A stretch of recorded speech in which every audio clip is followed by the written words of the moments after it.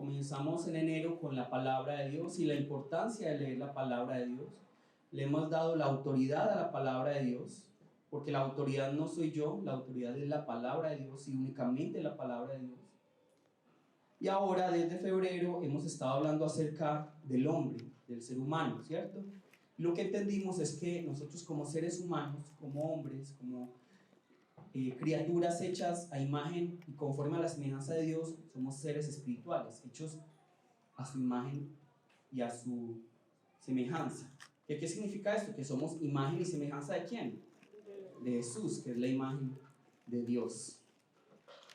Y en estas 2 últimas semanas, la semana pasada y esta, hemos tratado un tema que es muy incómodo para muchos, para todos seguramente. ¿Cuál es? El pecado. Hemos tratado el pecado. Y hoy quiero invitarlos. Es que yo ya creo en Jesús, yo ya no tengo pecado, yo ya soy salvo. Y esa puede ser, todos podemos estar seguros de esto. Pero la palabra nos manda a examinar nuestros frutos, porque el arrepentimiento, el estar en Cristo, produce frutos.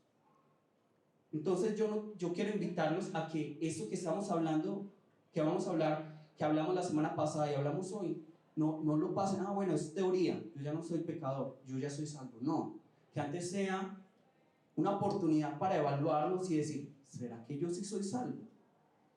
¿Será que yo sí estoy en Cristo? Porque la semana pasada hablamos que las personas que están en Cristo son ¿qué? Verdaderamente libres. Entonces la pregunta que debimos habernos hecho la semana pasada, ¿cuál es? ¿Será realmente libre? Hagámonos estas preguntas. Mi objetivo no es juzgar, mi objetivo no es decir yo soy mejor que ustedes. No, yo soy igual o peor de malo que ustedes.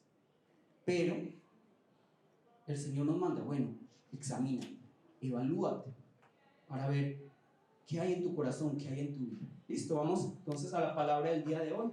Vamos a Gálatas. Gálatas 5.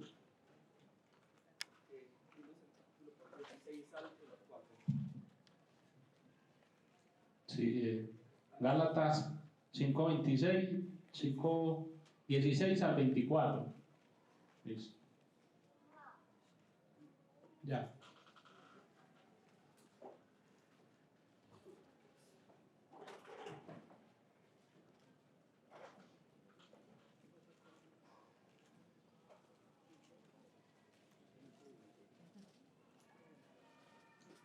Listo. Digo pues, andad en el Espíritu y no satisfagáis de los deseos de la carne, porque el deseo de la carne es contra el Espíritu, y el del Espíritu contra la carne, y estos se oponen entre sí, para que no hagáis lo que quisierais. Pero si sois guiados por el Espíritu, no estáis bajo la ley, y manifiestas son las obras de la carne, que son adulterio, fornicación, inmundicia, lascivia, idolatría, hechicerías, enemistades, pleitos, celos, iras, contiendas, disensiones, herejías, envidias, homicidios, borracheras, orgías y cosas semejantes a estas, de las cuales os amonesto, como ya os lo he dicho antes, que los que practican tales cosas no heredarán el reino de Dios. Mas el fruto del Espíritu es gozo, paz, paciencia, benignidad, fe, mansedumbre, templanza. Contra tales cosas no hay ley. Pero los que son de Cristo han crucificado la carne con sus deseos, con sus pasiones y deseos. Amén. Ahí está. Listo. Si vivimos por el Espíritu, andemos también por el Espíritu. No nos hagamos vanagloriosos, irritándonos unos a otros, envidiándonos unos a otros. Amén. Vamos a orar. De pronto muchos se sorprendieron al ver cómo está distribuido hoy el auditorio. Ahorita a las 12:30 tienen un evento, entonces nos pidieron el favor si podían dejarlo abierto, y obviamente como es un lugar prestado, tuvimos que acceder. Pero entonces el evento es a las 12:30, entonces les invito a que hablen, estén con los hermanos, pero que a las 12:30 ya, digamos, estemos dejando este lugar. ¿Listo? Por favor. Bueno, vamos a orar. Padre Dios, gracias por tu amor y por tu misericordia. Te pedimos, Señor, que esta palabra que el día de hoy vamos a escudriñar se vuelva vida en cada uno de nosotros, que no seamos solo oidores, sino hacedores de tu palabra, y que seas tú quien produzca el arrepentimiento en nosotros. El arrepentimiento no puede ser forzado, el arrepentimiento no lo puedo producir yo con mis argumentos, sino que es el Espíritu Santo quien nos hace arrepentirnos. Padre, por favor, haz que el Espíritu Santo toque cada uno de nuestros corazones con esta palabra y nos permita entender cuál es el propósito que tú tenías desde el principio. Oramos en el nombre de Jesús. El día de hoy vamos a reconocer que Dios es perfecto. Nuestro Dios es perfecto. ¿Qué significa esto? Que Dios sea perfecto. Significa que cuando Él hace un plan, Él siempre tiene la mejor ¿qué? Opción. Que cuando Él va a ejecutar, falla al ejecutar, ¿sí o no? No falla al ejecutar, sino que lo que Él planea y lo que Él ejecuta se cumple sin ninguna falta. Él no tiene margen de error. Nuestro Dios es un Dios intachable, es un Dios irreprochable, es un Dios perfecto, ¿cierto? Esto es lo que nos dice la palabra, que nuestro Dios es perfecto. Él no comete ninguna equivocación. Entonces, Laura, ¿será un error que tú estés aquí? No. ¿Ya será un error que el Señor cometió cuando te rescató? No. El Señor no comete ninguna equivocación. Y por eso podemos estar confiados de que aquel que comenzó la buena obra, ¿qué? La va a perfeccionar, la va a terminar. Podemos tener esa certeza, y muchas veces durante el camino nos vamos a preguntar: Señor, pero aquí no te habrás equivocado. Señor, pero ¿será que es? Y en ese camino nos va a ocurrir muchas veces que nos vamos a preguntar: Señor, ¿no te equivocaste conmigo o no te equivocaste tú? Pero la palabra nos dice, no, que Él es un Dios perfecto. Vamos a buscar Números 23:19. ¿Y qué tal si lo lee Kimberly? Números 23:19.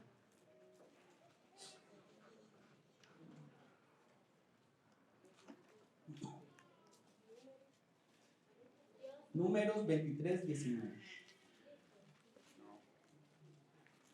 Esperemos que...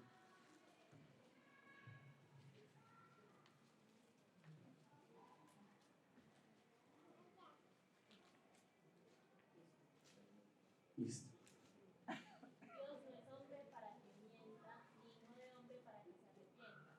Él dijo, y no hará, habló, y no lo ejecutará. Amén. Entonces, mire, la palabra nos está diciendo que Dios no es un Dios que es hombre y por eso no miente. Y por eso no se arrepiente. Es decir, Él no dice, uy, ¿será que me equivoqué? No, Él no se arrepiente. Él habla y hace, Él ejecuta, Él cumple. Y por eso yo diría que para Dios, entre comillas, es difícil. ¿Por qué? Porque Él tiene que cumplir su palabra a pesar de que aparentemente sea perjudicial para Él. Porque si Él dice, la paga del pecado es la muerte, y nosotros, y Él nos quiere liberar de ese pecado que nos lleva a la muerte, ¿Él qué tiene que hacer para pagar nuestra muerte? Debe alguien morir. ¿Es el Hijo de Él? Pues somos nosotros. Él pudo haber dicho, no, yo los perdono. ¿Saben que yo los perdono? No hay ningún problema. Él pudo haberlo hecho. Pero él mismo puso todos los principios, él mismo puso todas las normas para decir, el pecado, la paga del pecado es la muerte, entonces por lo tanto alguien tiene que morir. ¿Y el que murió quién es? Jesús. Entonces, ahora sabemos, reconocemos todos que Dios es perfecto. Ahora yo les quiero lanzar una pregunta. Si Dios es perfecto, ¿será que Él nos demanda a nosotros ser perfectos? ¿Qué dice Hugo? Él nos demanda ser perfectos. Él dice, tienes que ser perfecto. ¿Sí o no? Respuesta sí o no, sin explicaciones. No, no. Claro, porque es que nosotros nos equivocamos, ¿cierto? Marta, ¿qué? ¿Nos manda Dios a ser perfectos, sí o no? ¿Sí o no? No. David. No. Alejandro. Sí. Liliana. ¿Sí o no? No. Dios dice, no sean perfectos. El primer mes de este año, nosotros estuvimos discutiendo durante un mes. La autoridad de la palabra es la autoridad nuestra. Vamos a buscar Mateo 5:48. Mateo 5:48.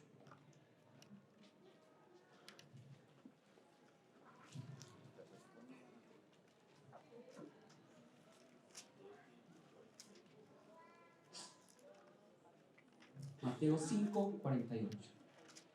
Lo lee Hepsi, por favor. Mateo 5:48.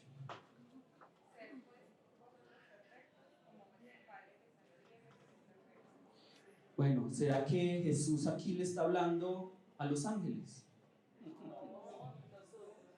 ¿A quién le está hablando? A nosotros. ¿O será que solo le está hablando a los israelitas? Jesús dice, sed perfectos, sean perfectos, así como el Padre es perfecto. Entonces, la pregunta es, como no está en coreano, sino en español, ¿yo estoy entendiendo mal? ¿O Jesús aquí tuvo un lapsus? ¿O los que dijeron que Dios no desea que nosotros seamos perfectos están equivocados? ¿Cuál es? ¿La primera, la segunda, la tercera? Tercera. Miren lo que dice la palabra.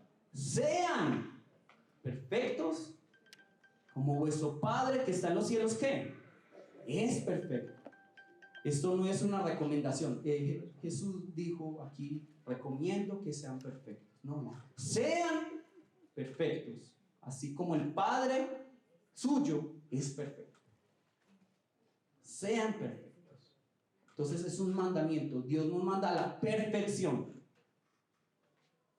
Dios nos manda a la perfección. Y esto es chocante en una actualidad en la que se celebra la mediocridad. Pero Dios nos manda a la perfección. Es que no se puede ser perfecto, decimos. Entonces, más bien nos tiramos, ¿qué? A la mediocridad. Y lamentablemente, eso en el mundo cristiano, mucho más. Somos muy mediocres para las cosas de Dios. Miren, el concierto de RBD, el concierto de J Balvin, el concierto de el conejito malo, ¿cómo se llama? Bad Bunny. Con cuánta excelencia se hacen esos conciertos. En cambio, para el Señor nosotros quedamos nosotros para lo que nos sobra. Somos excelentes, somos perfectos. Entonces la respuesta a la pregunta que les acabo de hacer es un rotundo ¿qué? Sí, Dios quiere que seamos perfectos. Y de hecho, esta es la razón por la que Él nos creó a su imagen y conforme a su semejanza, para que seamos perfectos. Sin embargo, para no dejar mal parados a las personas que respondieron, Dios no quiere que seamos perfectos, debemos entender que la perfección a la cual nos está invitando Jesús a obedecer, es una invitación. ¿Por qué invitación? Porque cada uno es el que decide. Cada uno es el que decide, cada uno tiene la voluntad para decir, voy a obedecer o desobedecer. Eso no es como que, bueno, solo los escogidos van a obedecer y los no escogidos no van a obedecer. La palabra no dice eso. Nosotros tenemos la invitación, escoge tú la vida o la muerte, la bendición y la maldición, dice Dios. Escoge tú. Y Jesús nos dice, escoge si quieres ser perfecto o quieres ser imperfecto. Ahora, les dije que para que salvemos a esas personas que dijeron que Dios no quiere que seamos perfectos, debemos entender que cuando Dios nos manda a ser perfectos, esto no es sinónimo de no equivocarnos. Este no es el sinónimo, porque nosotros pensamos en perfección como nunca equivocarnos, y a esto no es lo que se refiere la palabra. Porque si no, entonces no tendríamos esta herramienta que se llama arrepentimiento. Cuando la palabra nos habla acerca de la perfección, en este contexto nos está hablando ¿de qué? De una plenitud, de estar completo, de estar maduro en nuestra relación con Dios y en nuestra relación con el prójimo. A eso se refiere. A eso se refiere cuando Jesús dice, sean perfectos como el Padre que está en los cielos es perfecto. En otras palabras, no está diciendo Jesús, no se equivoquen, está diciendo que su relación con el Señor esté completa y con su prójimo esté completa. Entonces, ¿qué nos está diciendo aquí la palabra? Que para Dios es importante mi relación vertical con el Señor, con Él, pero también mi relación, ¿qué? Horizontal. Yo no puedo hablar de que estoy bien con Dios si estoy mal con mi hermano. Yo no puedo hablar de decir, es que yo amo a Dios si yo no amo a mi hermano. Si a mí no me importa lo que está pasando con mi hermano, que también es imagen de Dios y conforme a la semejanza de Dios, entonces a mí no me importa Dios. Digan lo que digan. Y esa es la manera en la que la religión nos ha engañado, diciendo, es que solo Dios, Dios, Dios, Espíritu, Espíritu, Espíritu. Entonces solo Dios, Dios, Dios, y el otro no importa. Pero eso es una gran mentira. Vamos a buscar 1 de Juan 4:20. 1 de Juan 4:20.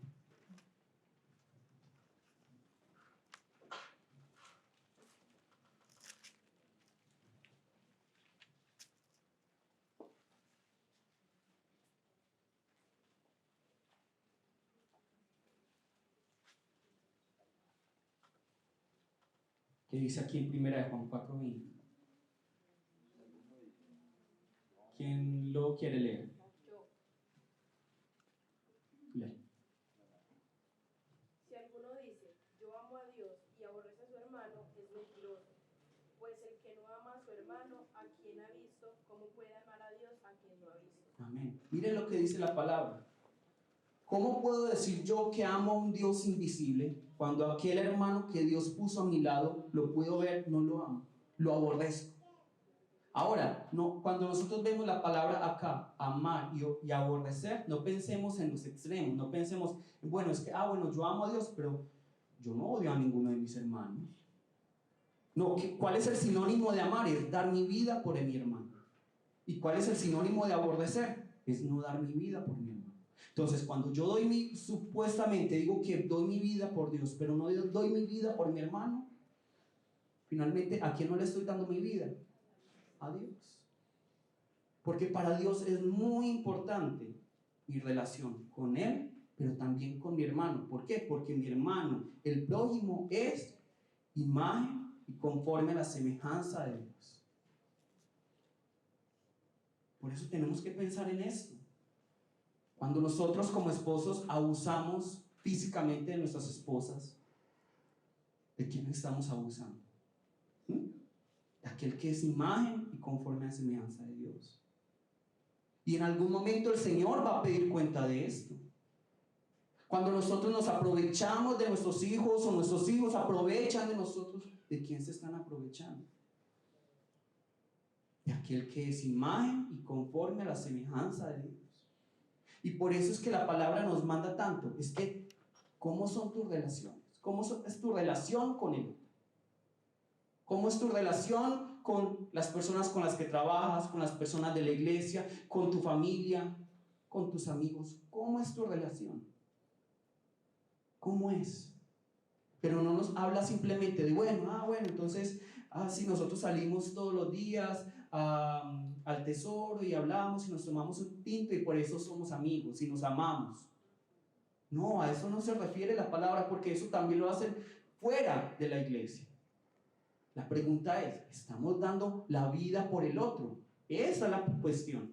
Eso es el amor. Estoy dando yo mi vida al servicio del otro, estoy entregando mis conocimientos, mis habilidades para que el otro pueda acercarse más al Señor. Ese es el verdadero amor.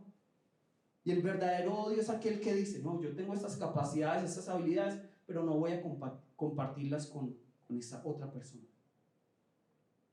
Eso es aborrecer, eso es egoísmo.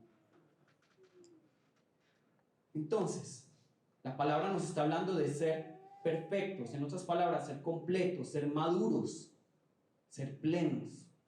¿De qué manera? En mi relación con el Señor, pero también en mi relación ¿con quién? Con el prójimo. El problema que nos muestra la palabra es que nosotros, por nosotros mismos, no podemos tener una relación con Dios y no podemos tener una relación con el hermano. ¿Por qué? La semana pasada lo vimos. ¿Por qué? Porque nos hicimos esclavos del diablo. Porque nosotros mismos tomamos la decisión de obedecer a Satanás, a la serpiente, y por esa razón nos hicimos esclavos de la serpiente, esclavos del diablo. Eso es lo que nos dice la palabra. Y por eso para nosotros es imposible, casi imposible, mostrar un amor verdadero, un amor real, un amor incondicional. Y yo se los he dicho muchas veces. ¿Ustedes creen que aman incondicionalmente? Yo no amo incondicionalmente. Yo a mi esposa no la amo incondicionalmente. ¿Ustedes aman incondicionalmente? ¿Qué pasará si en algún momento su cónyuge, su pareja les pone los cachos? ¿Van a seguir amando? No, nosotros no amamos incondicionalmente. Nosotros amamos condicionalmente. Nuestro amor está condicionado. Porque somos esclavos de un sistema, de una cultura, somos esclavos de nuestras emociones, de nuestra lógica, somos esclavos de la serpiente. Eso es lo que nos está diciendo la palabra. Vamos a buscar Gálatas 5, 19, 21.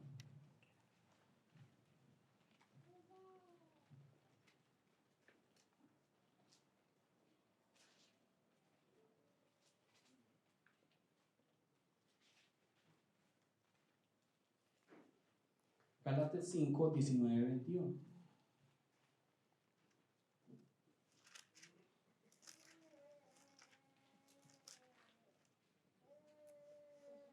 Se las voy a leer yo. Y manifiestas son las obras de la carne. Cuando nos habla obras de la carne se refiere a las obras de aquellos que son esclavos de la serpiente. ¿Listo? Estas son las obras, estos son los frutos. Y aquí es donde yo les invito a cada uno, evalúese. Si usted está en esta lista, evalúese. Bueno, ¿será que yo tengo frutos del Espíritu?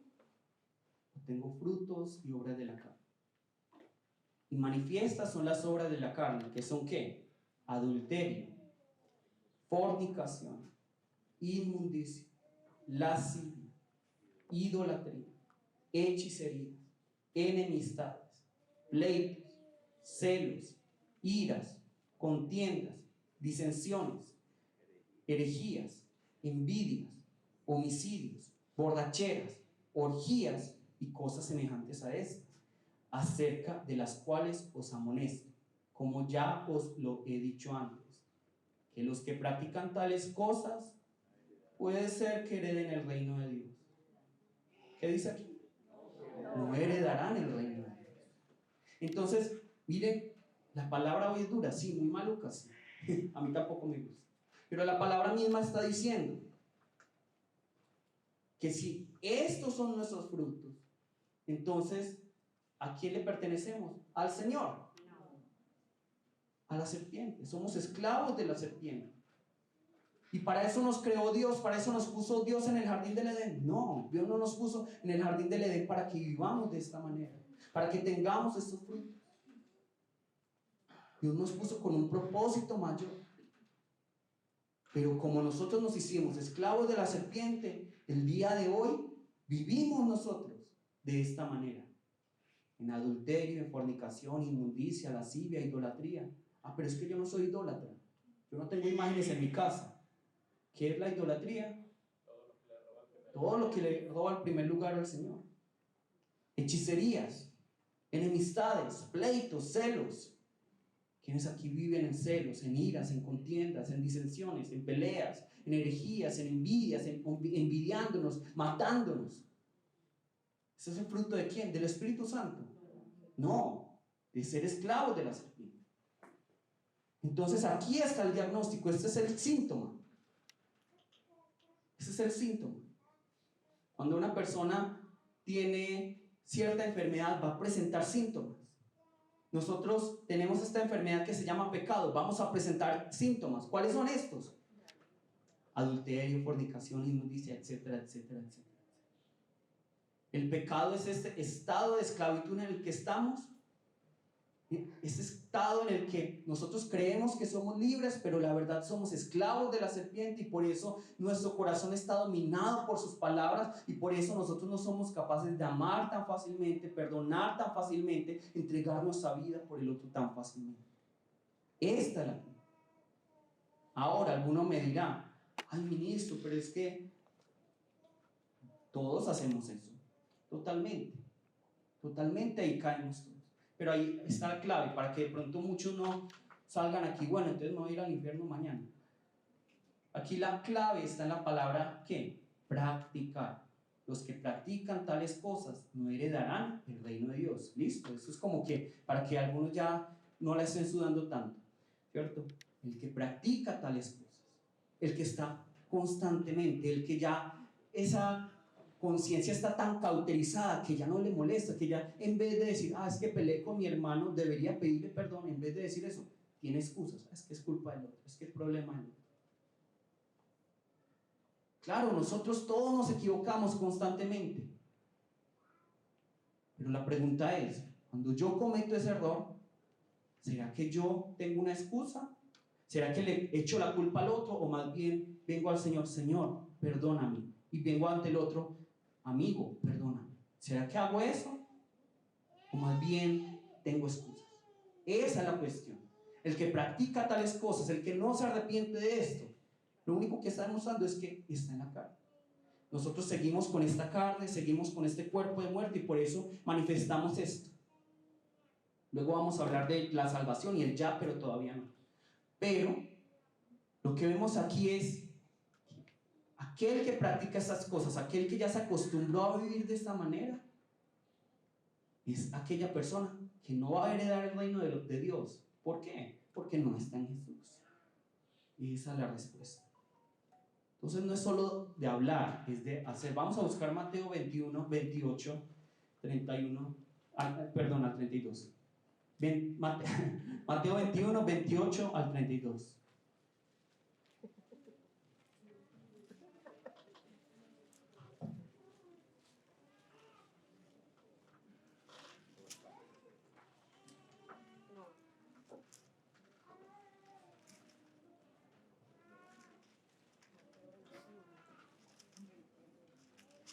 Vamos a leer solo hasta el 31, ¿listo?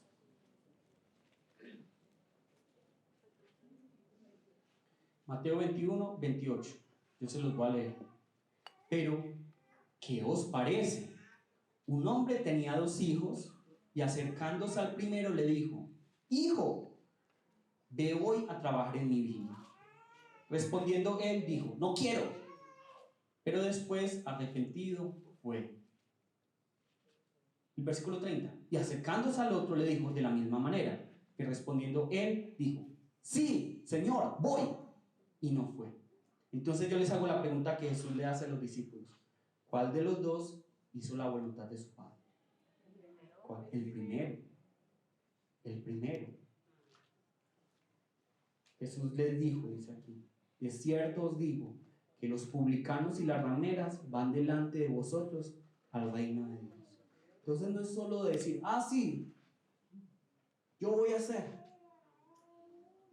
sino que es hacer, es vivir en arrepentimiento, es vivir en esa palabra. No es simplemente decir: sí, yo creo en Jesús, yo creo en Jesús, yo creo en Jesús. No, es vivir esa palabra, es hacer lo que Jesús nos manda a hacer.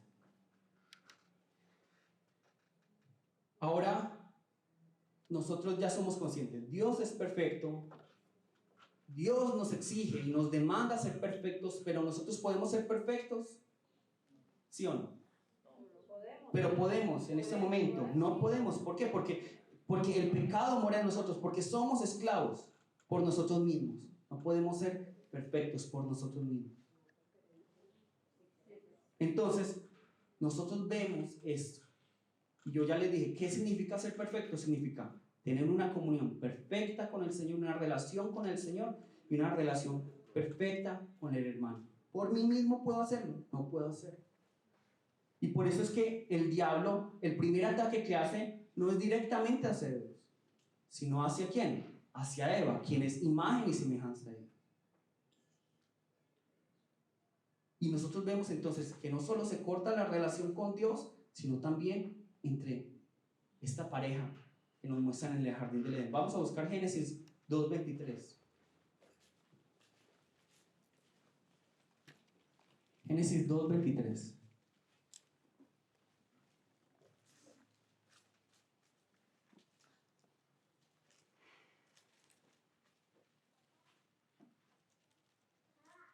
Génesis 2:23.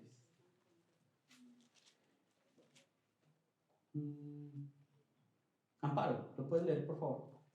Génesis 2:23. Dijo entonces Adán: esto es ahora hueso de mi hueso, carne de mi carne. Esta será llamada varona, porque de él varón fue tomado. Amén. Entonces nosotros vemos que Dios crea a la mujer y al hombre, los pone en el jardín del Edén, ¿cierto? Para que tengan comunión con Él y comunión entre ellos, ¿cierto? Pero y vemos cuando Adán ve a Eva, a esta varona, ¿y cuáles son sus palabras? Palabras de asombro, palabras de agradecimiento, que, ¿cómo se diría en español de paisa? ¿Cómo le dijo? Es, en otras palabras, o sea, esto es ahora hueso de mis huesos y carne de mi carne. Eso le está echando un piropo, ¿cierto? Le está diciendo, perdónela, mamacita. Esto es lo mío, esto es lo que yo quiero. Y eso es lo que está diciendo aquí. Dijo Adán cuando vio a Eva, esto es lo mío, ella es lo que yo amo, lo que yo quiero, para mí. Es lo que está diciendo, sí, perdónenme, mamacita. Es lo que yo amo, a la persona que yo quiero para mi vida. Entonces, viene la serpiente, luego de este, te amo, eres lo mejor, te necesito, seamos uno. Viene la serpiente, engaña a Eva, luego engaña a Adán. Y entonces cuando Eva y Adán deciden desobedecer y desconfiar de Dios para obedecer y confiar en la serpiente, se crea una brecha entre Dios y los hombres, pero también se crea una brecha entre ¿quiénes? Entre Adán y Eva, que refleja la brecha que hay entre nosotros por el pecado. Vamos a buscar Génesis 3:11. Génesis 3:11.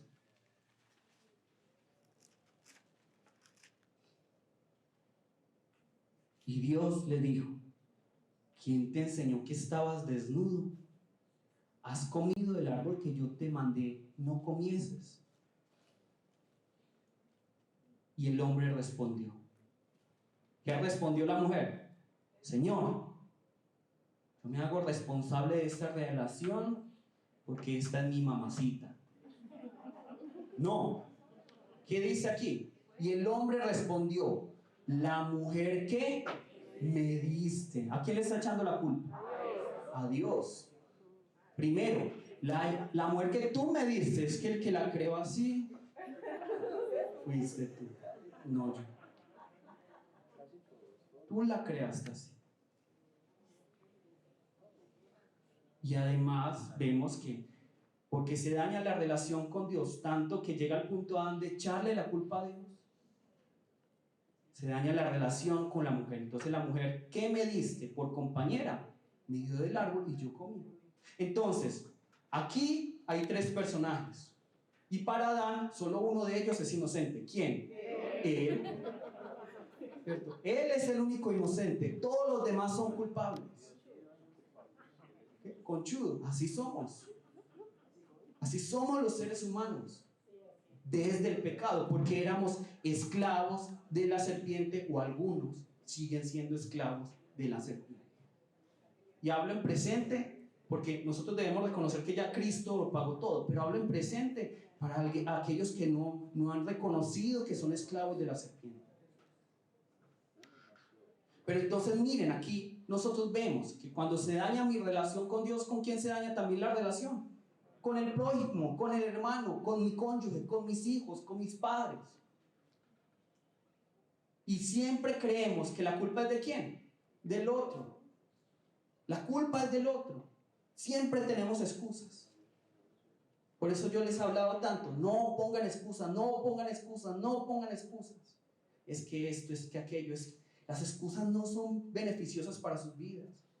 Más bien son una piedra de tropiezo para sus vidas. Excusas, excusas, excusas.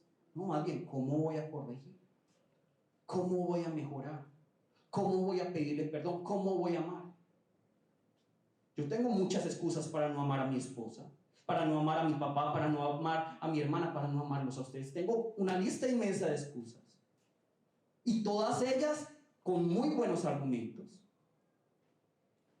Pero ¿qué nos dice la palabra? La palabra nos dice, es que no son excusas, porque eso es lo que dio Adán. Es que mira, es que es tu culpa y es la culpa de ella, pero yo aquí soy el único que es inocente. Y de esa manera es que el diablo nos ha engañado hasta ahora, haciéndonos creer que el culpable es el otro, que todo va a mejorar si todo el país es de derecha o de izquierda, que todo el país va a ser mucho más feliz si desaparece el patriarcado o el matriarcado, que todo el país va a mejorar si desaparece el racismo, el sexismo. Creemos que es así, que la lucha de clases, creemos que eso es lo que va a solucionarlo todo. Pero Jesús nos dice, no, el problema no es la política, el problema no es la religión, el problema no es quién está gobernando, el problema es el corazón del ser humano, que es esclavo ¿de quién? De la serpiente. El problema está en este corazón que está dominado y escucha las palabras de la serpiente. Y que nosotros por eso somos esclavos de nuestro egoísmo, de nuestros celos, de nuestras contiendas. ¿Cuántos de ustedes siguen esclavos? Esa es la pregunta que yo quiero invitarlos a que cada uno se haga el día de hoy. Esclavos de nuestro egoísmo, esclavos de nuestras excusas, esclavos de nuestra envidia, esclavo. ¿Y siempre es culpa de quién? Del otro. Es que no, es que si viviéramos en un estado más de derecha o en un estado más de izquierda seríamos mejor. Si no existiera el patriarcado, si no existiera el matriarcado, si no existiera esto, si esta persona no me hubiera lastimado. No, es que el otro sí pudo haberme hecho daño. Pero ¿quién finalmente debe hacerse responsable de sus emociones, de su respuesta? Cada uno es responsable. Cada uno es responsable. Pero ¿de dónde nace todo esto? Yo le puedo echar la culpa al otro, pero finalmente es de mi corazón. El problema está aquí en el corazón. Entonces cuando ustedes, por ejemplo, yo les he dicho muchas veces, aquí yo les hablo y les hablo, hay veces duro, hay veces pasito, y me critican. ¿Y cuántas cosas que ustedes me critican creen que finalmente a mí me afectan? Nada, porque yo no las escucho. ¿Pero a quién le están haciendo daño? A su propio espíritu, a su familia, a sus amigos. Yo les pregunto a ustedes, ¿cuántos de ustedes han ido donde algún hermano, una persona que no cree en el Señor, y mira lo que me pasó en la iglesia, es que el pastor me dijo esto, es que el hermano esto? ¿Ustedes creen que esa persona va a querer ir a la iglesia? No. Yo les dije, y se los he repetido muchas veces, y se los vuelvo a repetir, algo que me enseñaron a mí en Corea. ¿Cuántas veces nosotros en la iglesia hablamos mal del otro y luego nos damos cuenta que no era así? Pero ya derramamos unas críticas, un juicio, y ¿cómo vamos a solucionarlo? ¿Qué me enseñaron a mí? Si yo hablo mal del otro, entonces eso puede ser mentira. Entonces, ¿yo qué voy a hacer para retribuir esto? Voy a buscar a todos los que se les regó el chisme, toda la iglesia. El problema está en el corazón, dice aquí la palabra, el problema. Por eso es que, miren, los judíos dicen, no, es que Jesús no se lava las manos antes de comer. ¿Qué les dice Jesús? El problema es que no se lavan las manos. ¿Cuál es el problema? El problema es el corazón. De ahí salen las palabras, los malos pensamientos, los odios, las contiendas. De ahí es donde sale todo, del corazón y finalmente de lo que la serpiente está allí ordenando, organizando en sus artimañas. Cuando Dios lo que realmente desea Dios es que seamos ¿qué? Perfectos, así como cuando estábamos en el jardín del Edén. Perfectos en relación con Él y en perfecta relación con mi prójimo. Eso es lo que el Señor quiere. Y por esta razón es que Él envía ¿a quién? A Jesucristo. Él envía a Jesucristo para no hacer lo mismo que nosotros, sino completamente todo lo contrario. Porque el único que realmente no es culpable es ¿quién? Jesús. Pero muere por nosotros para cargar nuestras culpas y dice incluso, perdónalos porque no saben lo que hacen. Cuando nosotros, ¿qué es lo que decimos? Señor, por favor, manda un rayo, que le caiga ya, que muera. Esa es la diferencia. Jesús hace completamente todo lo contrario. Si nosotros vemos lo que nos habla Mateo 5, 6 y 7, vemos que es como algo completamente anticultural a lo que nosotros vivimos. Dar la otra mejilla, caminar la segunda milla. Eso nos habla la palabra. Y en Mateo 5, 48 termina diciendo Jesús, sean perfectos como el Padre es perfecto. Entonces, ahora, ¿cómo podemos ser perfectos? ¿Podemos serlo? Sí. ¿De qué manera? Estando en Jesús. Fuera de Jesús, yo no puedo tener una buena relación con el Padre, yo no puedo tener una buena relación con el hermano. Pero cuando yo estoy en Jesús, puedo tener relación con el Padre, porque Él ya todo lo pagó, y puedo tener una buena relación con mi hermano si yo sigo el ejemplo de Jesús. Y eso me invita a la palabra, a estar en Jesús, a seguir a Jesús, a escuchar a Jesús. Porque Él es la única solución para este problema en mi relación con Dios y en mi relación con el otro. A esta inmadurez espiritual. A esto se refiere la palabra. Y a lo que el Señor nos quiere llevar finalmente es que nosotros volvamos a ese jardín del Edén, por así decirlo. Vamos a buscar Génesis 2. Génesis 2. Si ustedes ven toda la narrativa de la iglesia, de la Biblia, se van a dar cuenta que finalmente lo que Dios quiere es que nosotros volvamos a ese lugar de bendición, a ese Génesis, ¿cierto?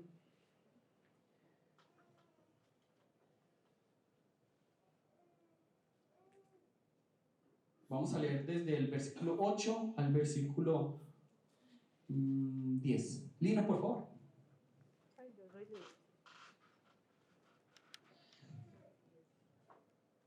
Y Jehová Dios plantó un huerto en Edén al oriente, y puso allí al hombre que había formado.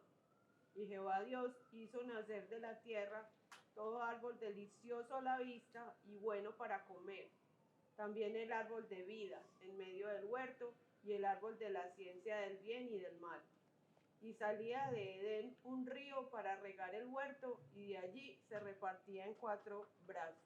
Entonces miren, Génesis, ustedes tienen que ver la Biblia como un ciclo, en que Dios crea al hombre, lo pone en un huerto, pasa ese problema con la serpiente. Entonces, ¿qué es lo que está haciendo Dios? Tratar de, no digamos que tratar, es cumplir su plan de que el hombre vuelva a ser esa imagen de Dios para que otra vez esté en ese Edén. ¿A través de quién? De Jesucristo. Entonces vamos a ver esto. Está este huerto, y este huerto, ¿cuántos árboles tiene? Bueno, sí, tiene muchos, pero 2 principales, ¿cuáles son? 2 principales, ya les dije.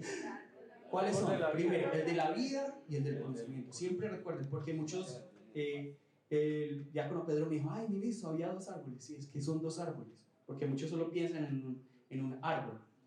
Entonces, vemos que de este árbol, además que sale un río para regar el huerto. Ahora vamos a Apocalipsis 22. Apocalipsis 22. Lo lee.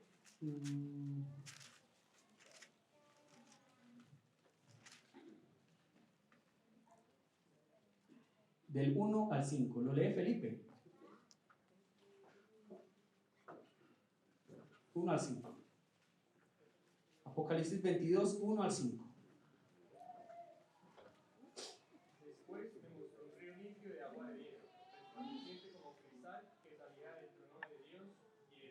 Miren, ¿qué se nos está hablando primero? De un río. ¿Recuerdan que en Génesis 12 nos habló de un río? ¿Cierto? Versículo 2.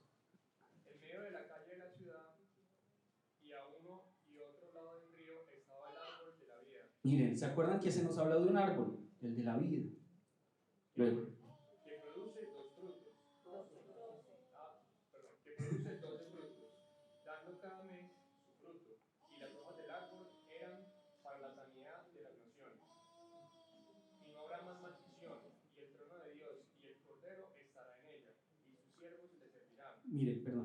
miren lo que dice aquí, y es muy importante esto para aquellos que de pronto abren con los testigos de Jehová, o miren lo que nos dice aquí, ¿cuántos tronos hay?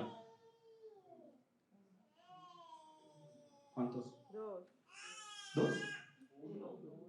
Y el trono de Dios y del Cordero, se está hablando de un solo un trono, ¿cierto? Y el trono de Dios y del Cordero estará en ella, ¿cierto? Entonces se nos está hablando que Dios y el Cordero en este momento son como uno, ¿cierto? Entonces acá se nos habla de la Trinidad, es un trono, ¿cierto? De Dios y del Cordero que estará en ella. 4, versículo 4. Y verán sus rostros, y su nombre estará en sus frentes. No habrá allí más noche, y no tienen necesidad de luz de la lámpara, ni de luz del sol, porque Dios el Señor los iluminará, y reinará por los siglos de los siglos. Amén. Entonces miren, ese es el plan de Dios, que nuevamente volvamos nosotros a ser ¿qué? Perfectos. ¿Y cuál es el estándar de ser perfecto? Jesús. La palabra nos dice en Efesios 4, vamos a buscar Efesios 4:13, que ¿quién es el estándar de perfección? Efesios 4:13.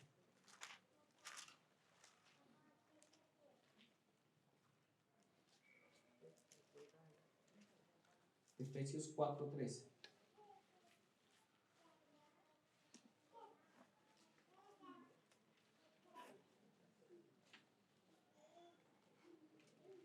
Efesios 4:13 dice.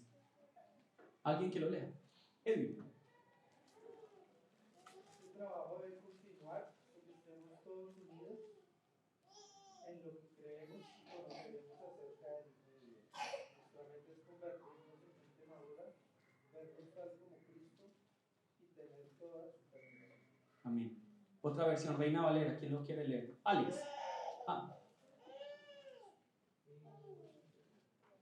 Hasta que todos lleguemos a la unidad de la fe y del conocimiento del Hijo de Dios, a un varón perfecto, a la medida de la estatura de la plenitud de Cristo. Amén. Entonces, lo que el Señor quiere finalmente es a través de nuestra vida de fe hacernos como ese varón perfecto que es ¿quién? Jesús.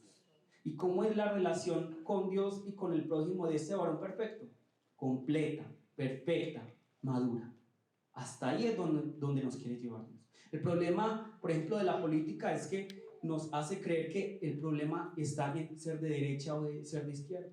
El problema de la religión está en hacernos creer que es que mis obras me hacen superior al otro y por eso el otro no es merecedor de la gracia de Dios. Pero lo que nos dice Jesús es que el problema no está ni en la política ni en la religión, el problema está en tu corazón, en ese corazón que es esclavo. Entonces, por lo tanto, ven a mí para que yo te dé una verdadera ¿qué? Libertad. Libertad de esa esclavitud del sistema, de la cultura, de los miedos, de la ansiedad, de los celos, de las contiendas, de las envidias. El Señor quiere llevarnos a esa verdadera libertad para que podamos ser completamente ¿qué? Perfectos, libres. ¿Ustedes creen que aman libremente, que perdonan libremente, que ustedes tienen la autoridad para decir, puedo perdonar en el momento que yo quiera? No, yo también tengo personas que no me caen muy bien. Tranquilo, ninguno de ustedes es de ese grupo. Hay personas que no me caen bien y yo digo, yo puedo perdonar en cualquier momento. No, no es tan fácil. ¿Por qué? Porque esta carne no me deja. Esta carne, no es que nosotros seamos tan libres como creemos. Nosotros estamos atados todavía a eso, a ese pecado, ¿cierto? Y por eso tenemos que venir a Cristo todos los días. Señor, ayúdame, permíteme experimentar tu amor, permíteme experimentar tu perdón. Esa es la clave. Esa es la clave, experimentar el perdón, el amor de Cristo. La única clave para amar y perdonar es experimentar el amor de Cristo. Experimentar el perdón de Cristo.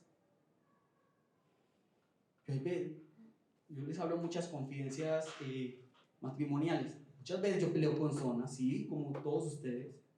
Y muchas veces no la quiero perdonar. Pero entonces, ¿qué hago? Señor, permíteme experimentar tu perdón para perdonarla a ella. Porque esa es la única clave. Experimentar ese amor, experimentar ese perdón, experimentarlo a Él, su gracia. Eso es lo que debe pasar en nuestra vida y lo que el Señor quiere para cada uno de nosotros. Que lo experimentemos a Él. Ahí está la diferencia, esa es la clave, el experimentar a Jesús. Experimentar a Jesús. Vamos a buscar Colosenses 1:24.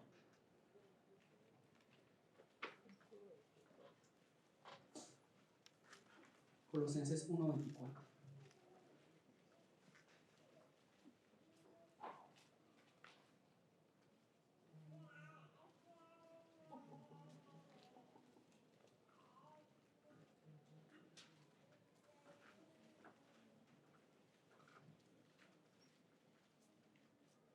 Entonces, para que aclaremos, que luego no salgan diciendo otra cosa. Dios quiere, el deseo de Dios es que seamos tan perfectos que nunca nos equivoquemos. No, esa no es la cuestión. La perfección que Dios está mandando es la plenitud, no sé cómo decirlo en español, pero como la plenitud, la madurez que hay en mi relación con Dios y con mi propio. Vamos a buscar Colosenses 1:24. Nos dice así: ahora me gozo en lo que padezco por vosotros. ¿Y qué? Y cumplo en mi carne lo que falta de las aflicciones de Cristo por su iglesia, que es por su cuerpo, que es la iglesia. Entonces la pregunta es: ¿será que a Cristo le faltó aflicciones? No, realmente no es lo que quiere decir Pablo. Nosotros estamos atados todavía a eso, a ese pecado, ¿cierto? Y por eso tenemos que venir a Cristo todos los días. Señor, ayúdame, permíteme experimentar tu amor, permíteme experimentar tu perdón. Esa es la clave. Esa es la clave, experimentar el perdón, el amor de Cristo. La única clave para amar y perdonar es experimentar el amor de Cristo. Experimentar el perdón de Cristo. Yo les hablo muchas confidencias matrimoniales. Muchas veces yo peleo con Zona, sí, como todos ustedes. Y muchas veces no la quiero perdonar. Pero entonces, ¿qué hago? Señor, permíteme experimentar tu perdón para perdonarla a ella. Porque esa es la única clave. Experimentar ese amor, experimentar ese perdón, experimentarlo a Él, su gracia. Eso es lo que debe pasar en nuestra vida y lo que el Señor quiere para cada uno de nosotros. Que lo experimentemos a Él. Ahí está la diferencia, esa es la clave, el experimentar a Jesús. Experimentar a Jesús. Vamos a buscar Colosenses 1:24.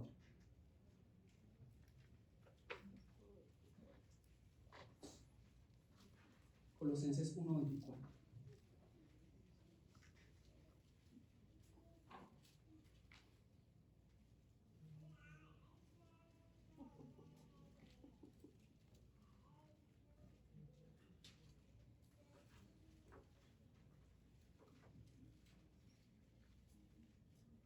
Entonces, para que aclaremos, que luego no salgan diciendo otra cosa. Dios quiere totalmente, pero yo prefiero sufrir esas aflicciones por el crecimiento del cuerpo de Cristo, para el desarrollo del cuerpo de Cristo. ¿Cuántos de ustedes están dispuestos a sufrir por la iglesia, entregar su vida por la iglesia, no por mí? Y no estoy diciendo, bueno, el modo de sufrir por la iglesia es: traigan más ofrenda, por favor. Aquí, miren, aquí, el que entregue más plata, más bendición. No. ¿Cuántos de ustedes están dispuestos a llamar al extranjero? Aquí hay extranjeros. ¿El único extranjero aquí será Zona? No. ¿Cuántos de aquí de pronto son de otras ciudades? Ellos también son extranjeros. Extranjeros en esta ciudad. Que muchas veces me decía alguien, no, es que a mí me gozan mucho por mi acento bogotano. Eso también es no apoyar a ese extranjero que en esa tierra se siente golpeado. se siente que no quiere vivir más? ¿Cuántos de nosotros realmente somos esa iglesia que sufre por aquella persona que de pronto está padeciendo hambre, que de pronto está padeciendo desnudez, que de pronto está padeciendo enfermedad? ¿Quiénes de ustedes están dispuestos a entregar su vida por ellos? Esa es la pregunta. Y es lo que el Señor quiere. A esto se refiere la verdadera santidad. ¿Qué nos dice la religión acerca de la santidad? La religión nos dice que la santidad es que ustedes son sucios, Dios es limpio, entonces no podemos acercarnos a Él. Pero ¿qué nos dice Cristo acerca de la santidad? Nos dice, miren mi santidad, la santidad contagia. ¿En qué sentido? En el sentido positivo. Miren la santidad de Jesús. Jesús era santo. Y sin embargo, no es como que Él tocaba a un leproso y Él se contagiaba, no. Antes Él contagiaba de esa santidad, de esa pureza, de ese amor de Dios a los demás. Esa es la verdadera santidad. No es una santidad, bueno, es que es todo blanco, puro, glorioso, entonces no nos acercamos a Él. No, la verdadera santidad de Dios es la que transforma vidas. ¿Cuántos de ustedes son santos para transformar vidas? ¿Cuántos de ustedes realmente sufren por ese cuerpo de Cristo? ¿Cuántos de ustedes se han dado cuenta que realmente hay un problema en nuestro corazón y que necesitamos a Cristo? Entonces les invito el día de hoy, ya para que terminemos, Gálatas 5, 22, 24, con estos son los síntomas de alguien que ha sido transformado por la palabra.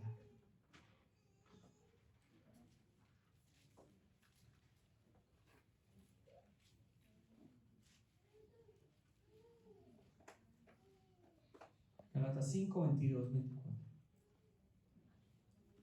Mas el fruto del Espíritu, ¿cuántos frutos son? ¿Cuántos? 8. 1, 7, 5. Mas el fruto, no los frutos, el fruto del Espíritu es amor, gozo, paz, paciencia, benignidad, bondad, fe, mansedumbre, templanza. Contra tales cosas no hay ley. Pero los que son de Cristo han crucificado la carne con sus pasiones y deseos. Amén. Entonces, ¿cuál es la invitación de hoy en la palabra? Es reconocer que estábamos, o algunos estamos, en un estado de esclavitud llamado ¿qué? Pecado. Y por ese pecado no podemos tener una relación con Dios, esta relación vertical, ni con nuestro prójimo, esta relación horizontal. Entonces, ¿yo cómo puedo llegar a esa perfección que el Señor me está pidiendo? Esa perfección en mi relación con el Padre y con mi prójimo. Viniendo a Jesús, llegando a Jesús, entrando en Jesús, siendo cubierto por Jesús. Esa es la única manera en la que podemos llegar a esa perfección. Y cuando nosotros somos cubiertos por este Cristo, ¿se manifiestan señales o no? ¿Hay manifestaciones, sí o no? Sí. ¿Cuáles son estas manifestaciones? Lo que nos dice Gálatas 5. Lo que nos dice Gálatas 5. Entonces, vamos en este momento a orar. Y los invito a que la próxima semana no se les olvide lo que hablamos hoy, porque vamos a seguir hablando del pecado. Y también vamos a tratar, bueno, el pecado que no tiene perdón, ¿cuál será? Todas esas cosas podemos tratarlas. Pero primero tienen que reconocer, bueno, ¿será que yo vivo todavía en pecado o ya soy de Cristo? Examínense cada uno. Vamos a llamar el nombre de nuestro Señor y vamos a orar en arrepentimiento, pidiéndole al Señor que nos perdone, porque hemos creído que el problema está en el otro, que el problema está incluso en Dios. Pero el problema está en nuestro corazón, el problema está que todavía somos esclavos del diablo en muchos sentidos. Entonces vamos a pedirle al Señor que nos dé libertad. Y si ya somos libres, que nos permita estar firmes. Vamos a llamar el nombre de nuestro Señor y vamos a orar.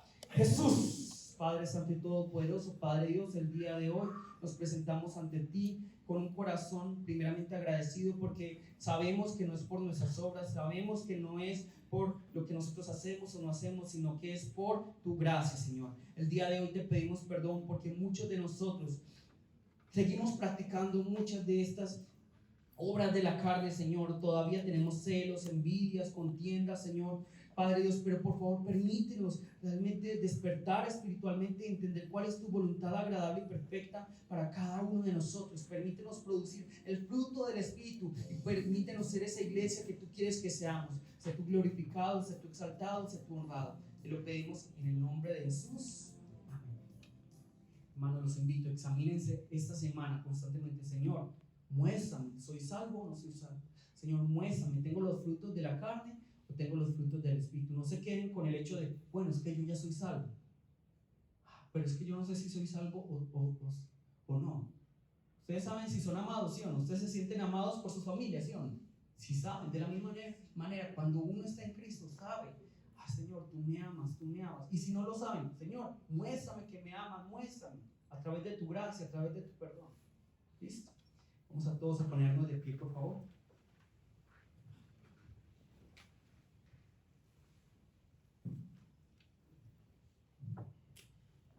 Ahora la gracia del Señor Jesucristo, el amor del Padre, la comunión del Espíritu Santo en los hombres y mujeres que se arrepienten y van al reino de Dios para buscar su misericordia y su gracia por todos los siglos. Recuerden orar en agradecimiento y que para Él sea todo.